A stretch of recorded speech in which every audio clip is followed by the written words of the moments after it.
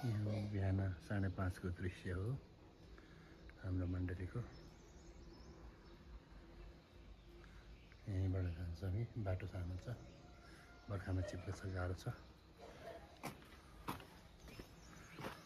अहिले मकै रोपेको छ।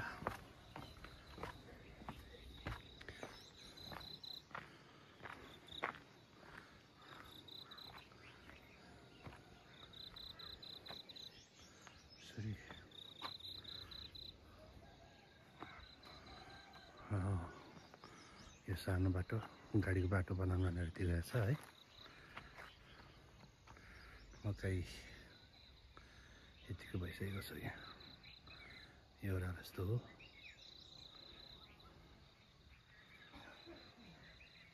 बिहान 5:30 बजी बर्खाको सिजनमा, तर पानी परेको छैन अहिले।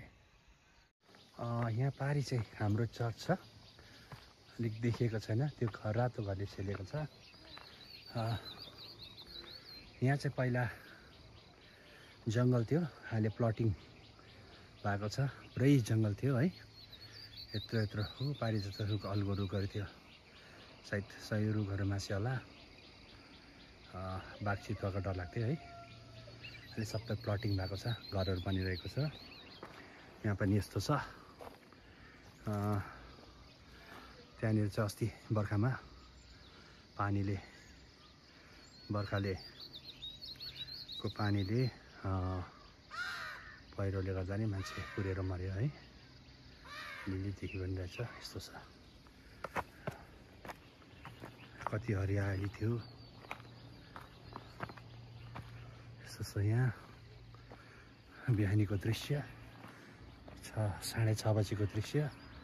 पारी छम्पी भैँसी पार्टी जाने, अझ त्योभन्दा पारी हेर्ने नि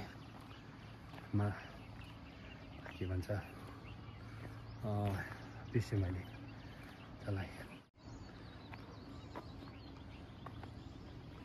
ल यस्तो छ बिहानी। यहाँबाट लेले जाने बाटो है। त्यो माथि यो प्लटिङ हो, सबै जङ्गल थियो, सबै जङ्गल थियो, रुखहरू थियो। कति मजाको देखिन्थ्यो, तर अहिले छैन है, सबै।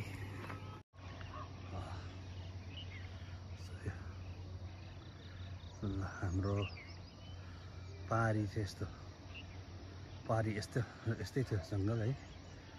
त्यसरी थियो, त्यो पनि, तर तल पनि जङ्गल थियो, गाडिन्थ्यो थिएन।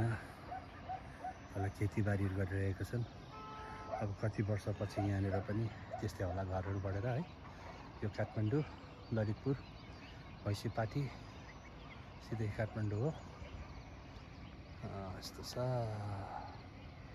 Thank you. यो बिहानको दृश्य मैले देखाउन पाएँ। अति सुन्दर। अहिले रेनी सिजन हो।